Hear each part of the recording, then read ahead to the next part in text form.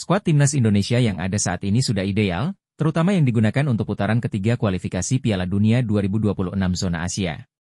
Buktinya, tim ini punya kans lolos ke Piala Dunia, lantaran saat ini Jai Idzes dan kawan-kawan masih berada di urutan ketiga klasemen Grup C.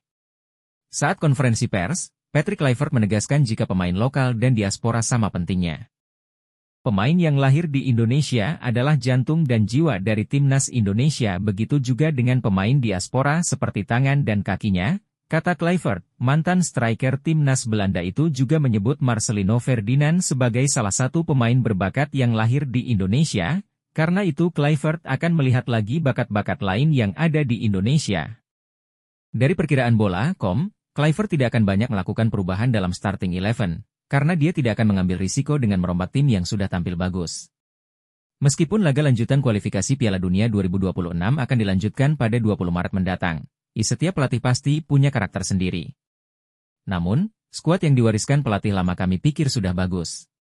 Biasanya, pelatih tidak akan banyak melakukan perubahan di awal melatih, kata mantan bek timnas Indonesia, Imade Pasek-Wijaya. Andaikan ada perubahan, kemungkinan hanya 1-2 pemain dalam starting 11, dan itu tergantung pada pemusatan latihan nantinya, nanti pasti ada masa persiapan. Dari situ akan kelihatan seperti apa perubahannya, sambung Pasek-Wijaya. Seperti diketahui, Kluivert menyampaikan jika lebih tertarik menggunakan formasi 4-3-3 untuk timnas Indonesia. Skema yang dinilai lebih agresif untuk menyerang, berbeda dengan Shin Tae-yong yang fokus bermain bertahan. Jika melihat komposisi timnas Indonesia, kemungkinan posisi kiper yang paling aman.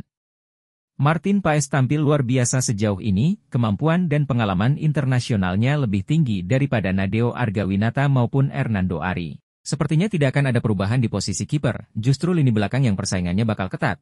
Karena ada banyak nama yang punya kemungkinan memberi perubahan, seperti Kevin Dix, Justin Hubner, dan jangan lupakan Elkan Bagot, karena ada kemungkinan Bagot kembali ke timnas Indonesia. Seperti diketahui, ada persoalan antara Elkan Bagot dengan pelatih sebelumnya, Shin Tae-yong pada 2024.